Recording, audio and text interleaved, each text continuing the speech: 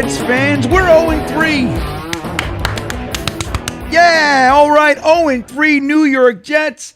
You know, look, man, you get to this place where you just, yeah, I know we can talk about specifics. We can talk about the play, talk about the guy.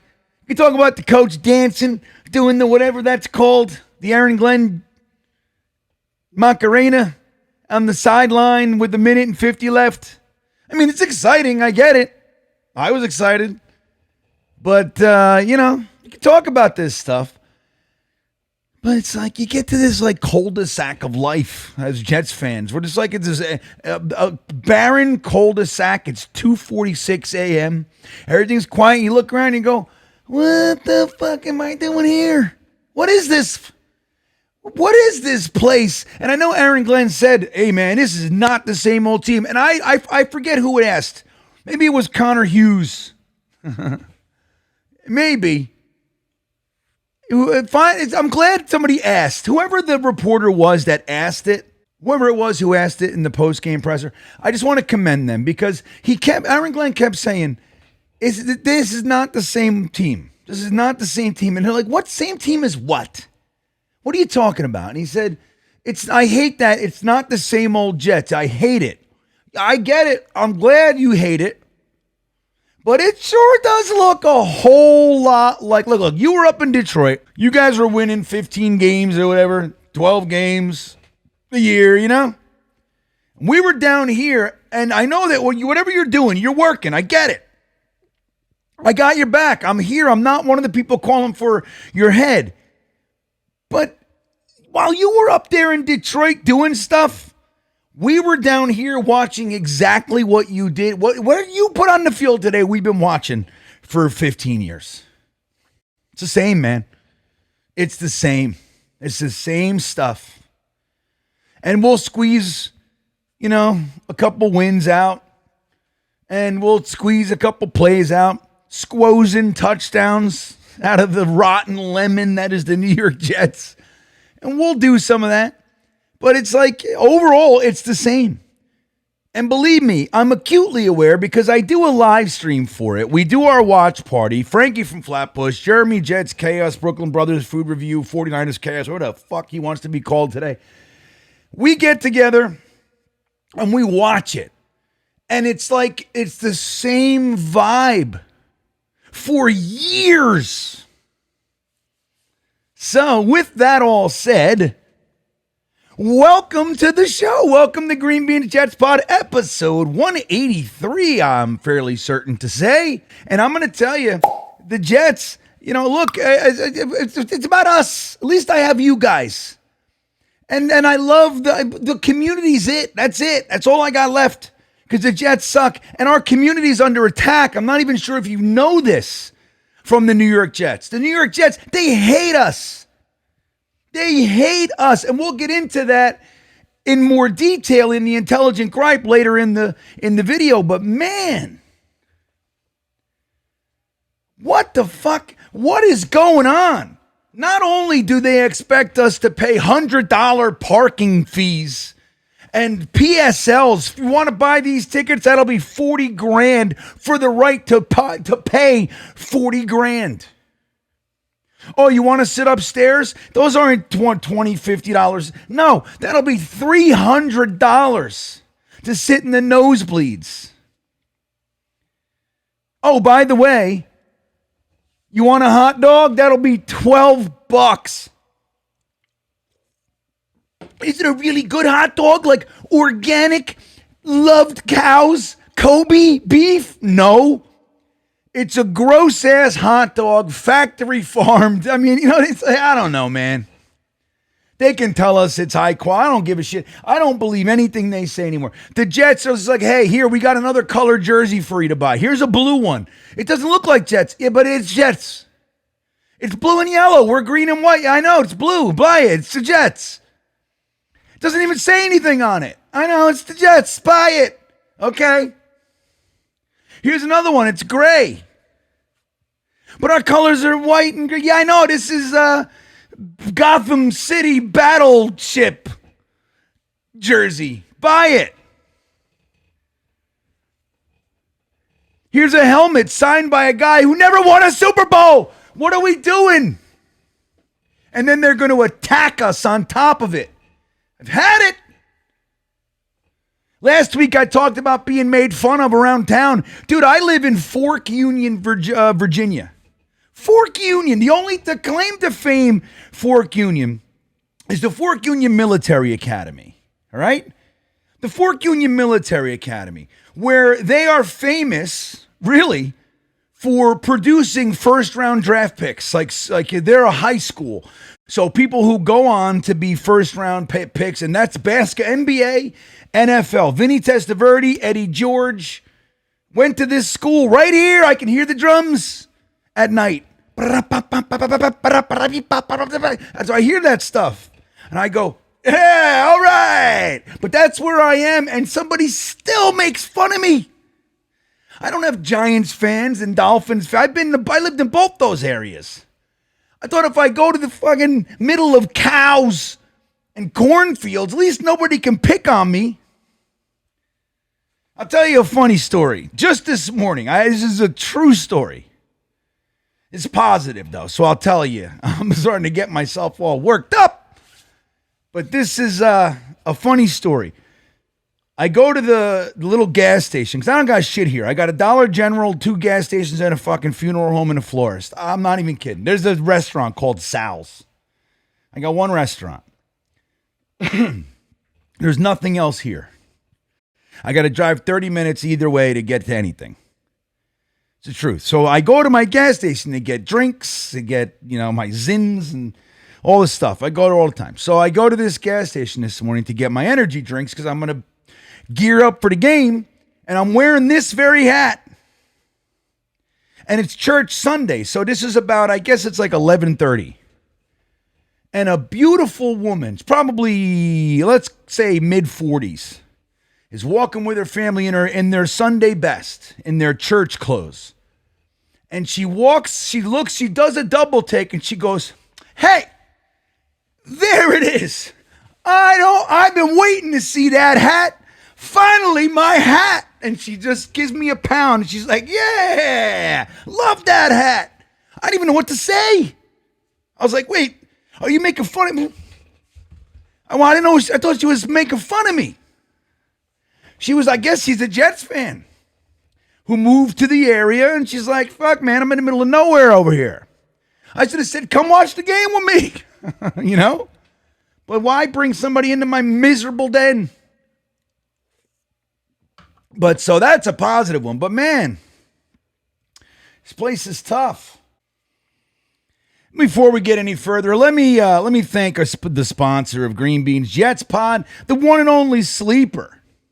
Sleeper, everybody. They're here. They're everywhere. You know them. Your fantasy league is most likely right there on the Sleeper app. But if you're not using it, here's what you need to know. If you think you know football, you can turn your football knowledge into real money with the Sleeper app. And you're going to use the promo code GreenBean using the link right in the description. I made it easy for you. Use that promo code GreenBean. It's going to give you a $100 match on your first deposit up to $100. I'm telling you, man. Look, I was using it today as I do every week with my fantasy and my pick'ems. I was showing the pick'ems in the live game stream today, and I only lost 4. But man, dude? There's more stats on the Sleeper app than any other app out there. Period. Any other fantasy app. It just doesn't exist. They don't have the extensive knowledge base that you have access to when you're using the Sleeper app. You can get up to 100 times your money. It's the easiest thing in the world, and it's a whole lot of fun. Again, the Talking Jets Pick'em League is in there, but also my fantasy league is in there. The Beanbagger Fantasy League is right there in Sleeper. I'm going to tell you honestly, this week not looking so good. Last week I won. This week, I got a shot. I think right now it's 89% that I lose.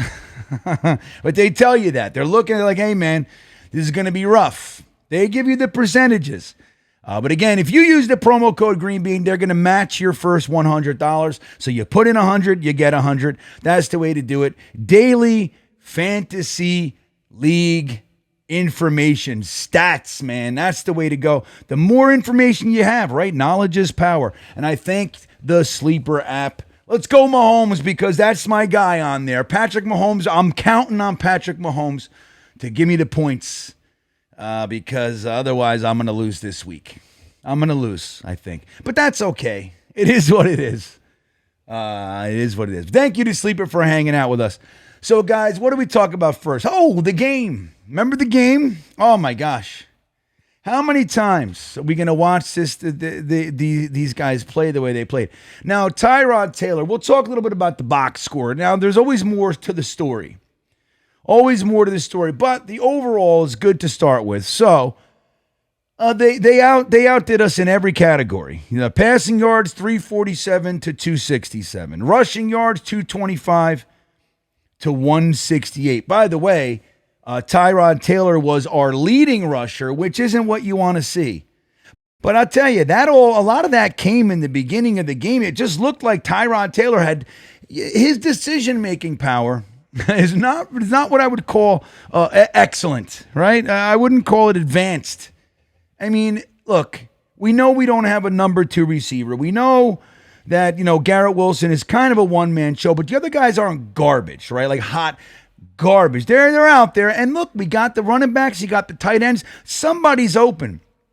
And I know this because when I look at the All-22 later, I see it every time. I see it. I saw it last week. I was like, oh, look at that. Look what Justin Fields wasn't seeing. Look what Justin Fields just didn't. So I know I'm going to see it this week. I'd be blown away if I didn't. I'd be blown away if I didn't see numerous plays where Tyrod Taylor was just holding onto the ball, not pulling the trigger, or even waited that extra second to take off, which I don't know what that is either. So it's indecisive. It just looked like he didn't need to be running that much from the rip, and he was. So he's our leading rusher. What did I say? So total yards, 347.67. Passing yards, 225 to 168. I read that wrong. Rushing yards, 122 to 99, and that's the way that went. Now, we did get more first downs, but dude, we had quite the fourth quarter, and that's what's weird about this whole thing. Now, I'm gonna give you the pro and con of this whole thing. The pro of this whole thing is that when you're down, you want them to keep fighting, and they did. The fourth quarter, we had 3 touchdowns in the fourth quarter, 2 on the offense, 1 on the Mike McDonald. On the Will McDonald crazy play that, man, oh man, you'd love to believe after a play like that, especially that deep into the game, that you could just ride it to a victory. But no. So the pro is that they kept fighting. The pro is that they kept fighting, and they gave us a fourth quarter. And if for nothing else, we were watching a dud of a game where you just got to try to explain, you keep your head up, it's okay, we got lots of time, all this kind of stuff. So at least they came out and they fought, which is good. The negative side is that it gives you this impression that the game was tight, and it wasn't. We had so many opportunities. What about all the penalties in the first quarter? What about the pick 6? Like, I don't know, man. Like all the offensive drive that stalled, all the times, all the missed tackles, man. The missed tackle. This team, if there's one major, if I had to say, if there's one major negative, if somebody said, what's the worst thing consistently about this team? I would say I don't know what it is, man. We don't know how to tackle. No matter who we get, no matter what coach is here, they can't seem to tackle. Now, Aaron Glenn's been here for a minute, so let's give him time. And I maintain that. I do. I maintain that. I'm going to stick with that idea. Like, look, I'm not going to dump 15 years of failure on Aaron Glenn in his 3rd game, 4th game, 5th game, 10th game. I'm not. I'm going to let this guy do what he has to do evaluation-wise, building-wise, and all the stuff. But man, oh man, is it a consistent thing. The missed tackles are absurd. We made Baker Mayfield look like he was covered in baby oil. All right. It's like, I don't know what this is. And the running backs and the wide receivers, we're just sliding right off of them. What is it? It's week to week to week. Every week they do the same thing. They just slide off of these guys. They can't seem to tackle. Now, I'll tell you an interesting thing. Out of all that, Brandon Stevens seemed to be the surest tackler on the entire team today. Quinnen Williams looked good. Did have a Baker Mayfield juked Quinnen Williams right out of his shoes today. But other than that, he had a good game overall. But man, oh man, this missed tackle thing is egregious. So when you look at this, you're like, oh, all right, well, 122 to 99 rushing, all right, 3 touchdowns in the fourth quarter. Yeah, I hear you. Thing is, they only needed to score 6 in the fourth quarter, and they won because the rest of the game was turds, and that's what that is. So I don't know, guys. I mean, we could talk about it. Garrett Wilson looked good.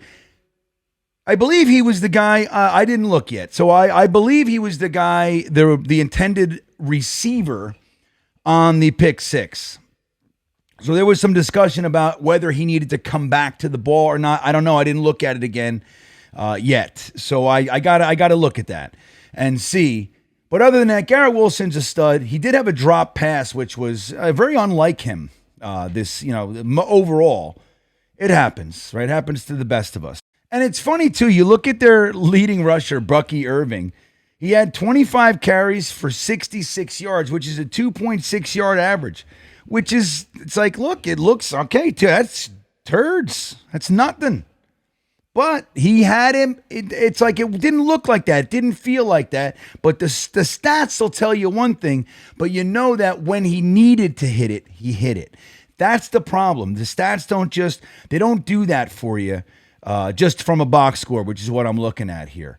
Leslie, I want to look at the defense. Who had the tackles, right? The tackles. So Brandon Stevens, yeah, he had 6 tackles, solo tackles, by the way, followed by Jamie and Sherwood, Michael Carter, Sauce Gardner. Sauce almost knocked himself out with that tackle at the line of scrimmage. You don't want to see Sauce having to make tackles at the line of scrimmage like that, but he did it. He's still, man. Quincy Williams, we lost him for the rest of the game. We'll see what happens there with his shoulder.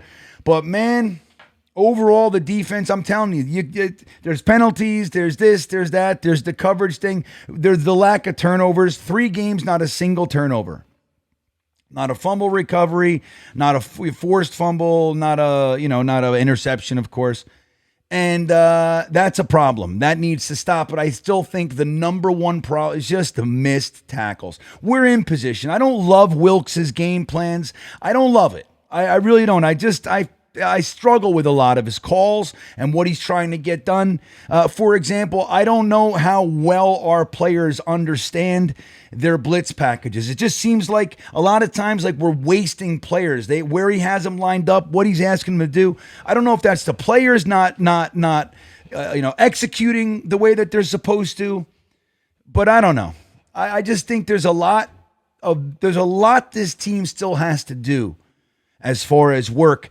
But again, at the end of the day, we're 0-3, too little, too late, dollar short, the whole thing. And the Will McDonald play, great. But where was he the rest of the game? He's got 2 sacks on the year, but that was all in game 1. So now he's got 3 games, 2 sacks, right? So not terrible. Hey, he's got 2 sacks in 3, yes, but that was all 3 weeks ago. That was all, in game 1. So what are we looking at here with Will McDonald? I'm not worried about him per se, but again, you need these guys. I like McGregor. Clemens had that face mask again today. I mean, I don't know how many times we're going to let this guy just get 15-yard penalties. I mean, right now you gotta, because we don't have anybody. We don't have anybody. JJ's out. Now Quincy Williams is out. Tufeli's out. So I don't know. I don't know what we're going to do. We're going to watch Michael Clemens stumble and bumble to giving us 15-yard personal fouls and stuff every week. We'll see. I like McGregor, but I think he's a depth piece, and I think he's developmental. He's an undrafted free agent in his second year. It's just like, okay, give him time. Remember, Bryce Huff, his second year, not saying McGregor is going to be on a Bryce Huff Jets trajectory. At the same time, it took him a minute. It's going to take these guys a second, and depending on them, I don't know. I think Will McDonald's got to show up more. Will McDonald, Quincy, Phillips, like they got to do more. Not Quincy, Quinnen. They got to do more. But anyway, aren't you tired? I'm just exhausted. I really am. I'm exhausted. It's been years of this. Yeah, and the Jets, man. And they just, I'm telling you, like the whole evaluation, right? Evaluation of the New York Jets organization. Remember, Woody Johnson paid $600 million in 1999. It's now worth $8.4 billion. 10 years ago, it was worth less than $6. So what's happening? It's the fourth most valuable franchise in the entire NFL with consistently the worst product out there. Because again, we never even do it right and get the number one pick. And we're firing coaches and we're firing GMs and we're hiring third-party agencies to get us the perfect guys and all this stuff. But here we sit. They want us to go to the games. They want us to buy the merch. They want us to cheer. They want us to do and consume all their stuff. And we're under attack. We'll get into that in the Intelligent Gripe. So I've been going to Jets games since I'm a little tiny fella, right? Never Shea Stadium. So once they moved over to the Meadowlands, which was Giant Stadium, by the way, I think a far superior stadium than what we have now, but that's neither here nor there. I've been going to Jets games since I'm a little kid. Now, I don't live up there, so I go to one, maybe two a year. They haven't motivated me to go to more because they suck. And who wants to drive 7 hours and everything else to go see a shit loss? I don't. So, and I've done it, so I know I don't. I have data to support why I don't. But what's the thing that makes it all okay? All right? You know what I'm talking about, right? We're talking about the parking lot experience, what we like to call tailgating. That is the thing. So the Jets have been a terrible team. I am 52 years old. The last time they were good. Okay, you ready for this? The last time they were good, I was in my 30s. 30s, man. That's a totally different dude. We're talking, I didn't have a gray beard. The last time the Jets were good was in my 30s. But what makes it okay is that we go to the stadium, we get there early, and we hang out with all of our friends. And what's bubbled up, since when I became aware of this was in 2009.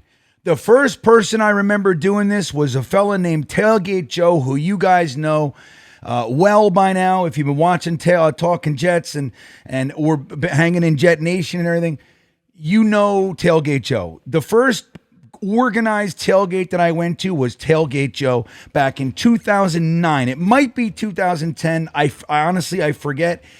Either way, it was Giant Stadium, so it had to be 2009. I guess it had to be. So, all right, 2009. I went to Tailgate Joe's organized tailgate. Awesome time.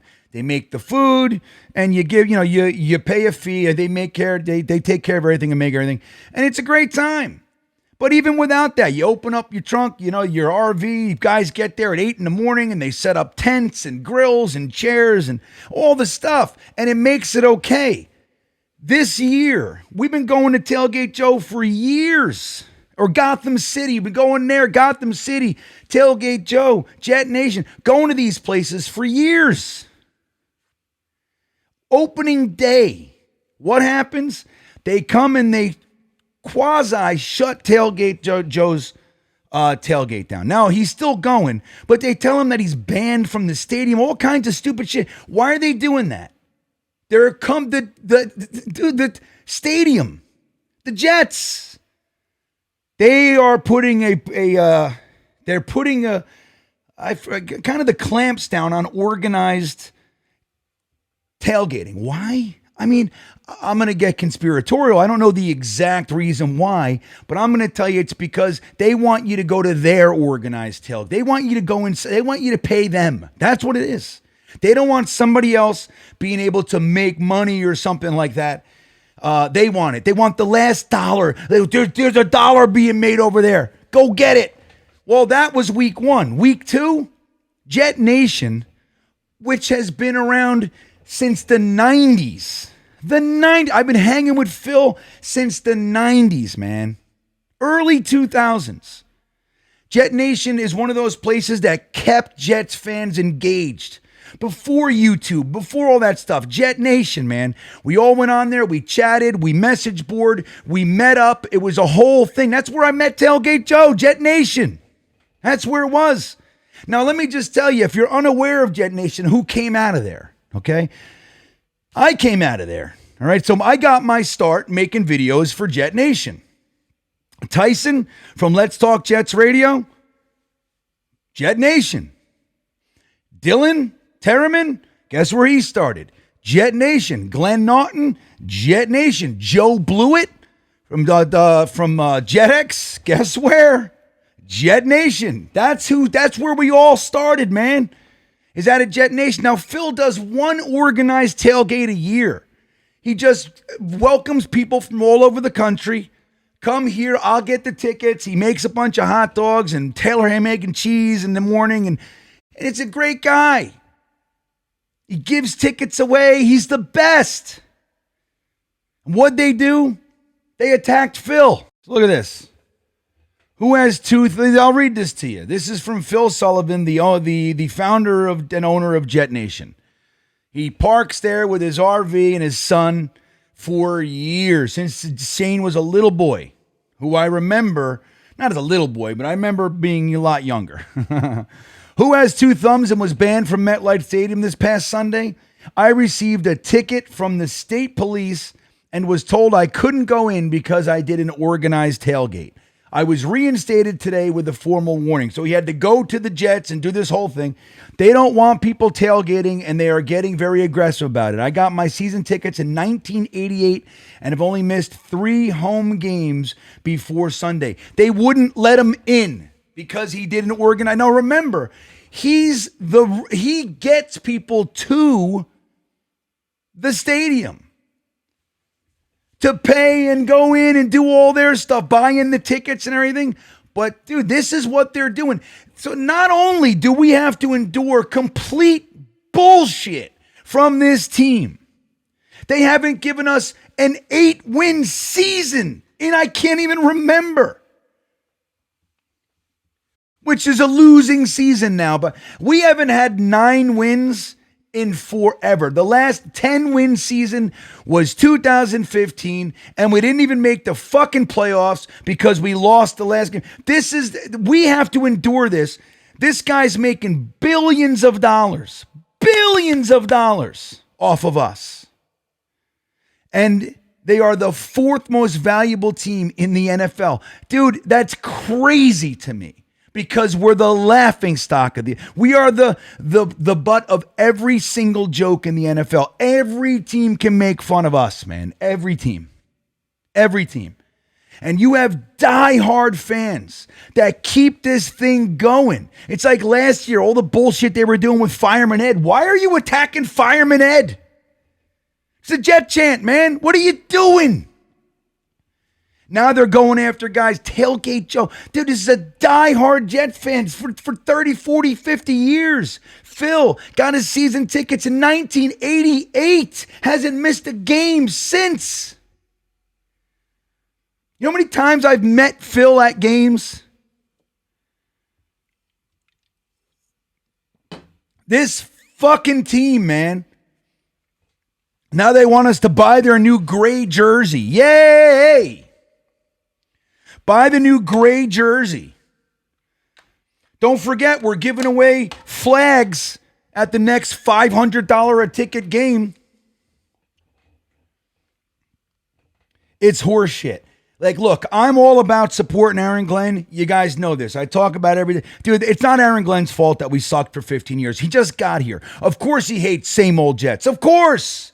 because the entire burden's being put on his shoulders. Now, he wanted this job. He's the one guy in the damn league other than Rex Ryan, who's not in the league, by the way, hasn't coached since 2000, what?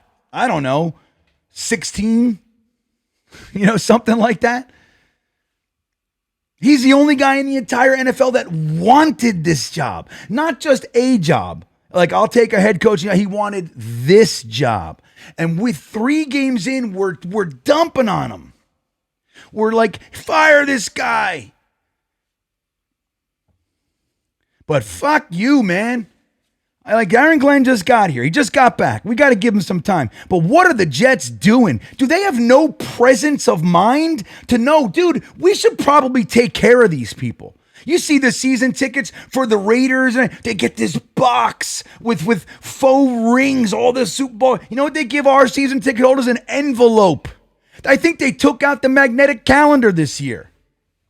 They're like, dude, we could save 0.04%. If we take out the count, they give them nothing. They get you know what they get? They get those wine coupons. Wine Club. It's like Jelly of the Month. Here's your 10% off the Jelly of the Month Club. Thanks for being a season ticket holder and spending 50 G's on tickets to watch the worst games that you'll ever see. Think of all the fans that went to see the Buffalo game. And then you look around and you're like, how the hell am I? There's fucking 50% Steeler fans, Bills fans, Pats fans, Miami fans, Raider fans. Doesn't matter who it is. They want to come to MetLife. They call it MetLife Takeover. You want to know why? Because they're likely to get a victory. And then you're going to punish the people that are keeping you afloat. This is the stuff that pisses me off. Because again, after all this bullshit, the only thing that gives me any joy here is fucking you people. That's it. Not all of you. You got some real abrasive types out there. But even you guys. Dude, come on. Like, this is it. Like, at some point, we got to put our foot down and say, dude, you know what? Too far. You've gone too far. It's like they attack Fireman Ed. You're like, well, Fireman Ed was mean to me one time in the parking lot in 1996. Dude, it doesn't matter. He's one of us. And they're attacking him. Phil, he's one of us. He's enduring the same bullshit pain that you are. What about Tailgate Joe? And these guys get everything together and they put in. They're not just hanging out watching the games. They put into the Jets brand.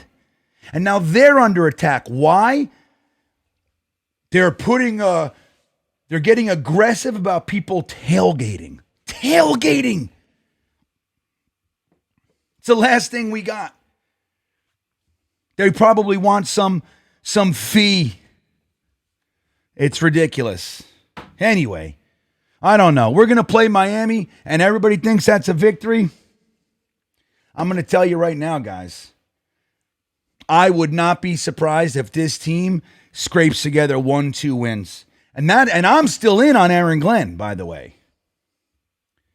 But I don't know. Justin Fields better come back. I don't know, man. I don't know. I don't want to watch Tyrod Taylor too much longer. I don't give a shit what he did in the fourth quarter. That game was garbage. Well, anyway, don't forget about the Sleeper app, everybody. Link is in the description. Promo code GreenBean. Get yourself a $100 match. Don't forget to like and subscribe to the channel, man. Help a brother out. We're all we got. We're all we got. We might as well just remember that, man. Doesn't matter if I disagree with you, if you like Breece Hall and I don't, or you like, Javelin Guidry and I don't. It doesn't matter. We're Jets fans and we're all we got. And it's the world making fun of us, not you or me. Us. Us. And when the Jets push it, we should stand up together. That's my thing. We had enough. We've had enough. It's time to stop with this bullshit. With that all said, have a great rest of the week. And as always, why not? Go Jets.